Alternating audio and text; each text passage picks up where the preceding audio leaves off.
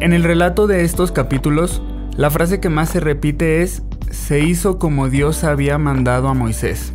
Las instrucciones que Dios había dado para el tabernáculo eran muchas, pero también eran muy minuciosas y precisas.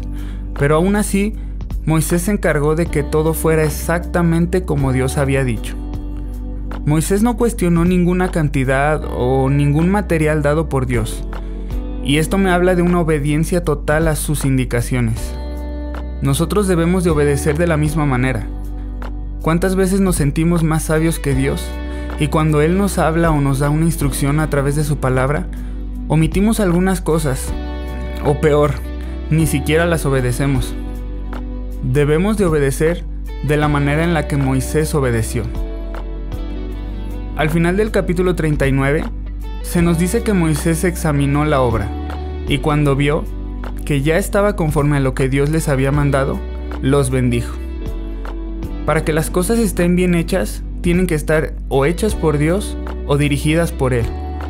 Cuando nosotros intentamos añadir, simplemente arruinamos lo que Dios tiene planeado. ¿Cómo está nuestra vida? ¿Qué tanto seguimos las indicaciones que Dios nos manda? Reflexionemos en las decisiones que hemos tomado hasta el día de hoy. ¿Están dirigidas por Dios? ¿O simplemente nos dejamos llevar por la situación y tomamos decisión conforme a nuestros sentimientos y emociones? Vivamos a la manera de Dios. Confiemos en su soberanía. Él es bueno. Al final todo estará bien conforme a su buena voluntad. Ya que se había construido el tabernáculo, una de las instrucciones que Dios le da a Moisés era que se debían lavar los pies y las manos antes de entrar. Pero desde las instrucciones de la construcción, Dios mandó a Moisés a poner una fuente con agua. Dios no pide algo sin darte la provisión de las herramientas o lo necesario para que puedas cumplir con sus mandatos. Dios no te va a mandar a hacer algo sin también darte lo necesario para que puedas lograrlo. En el tabernáculo había utensilios y muebles de mucho valor, y con una artesanía excelente, pero aún así no era suficiente. Era necesario que fueran ungidos con aceite.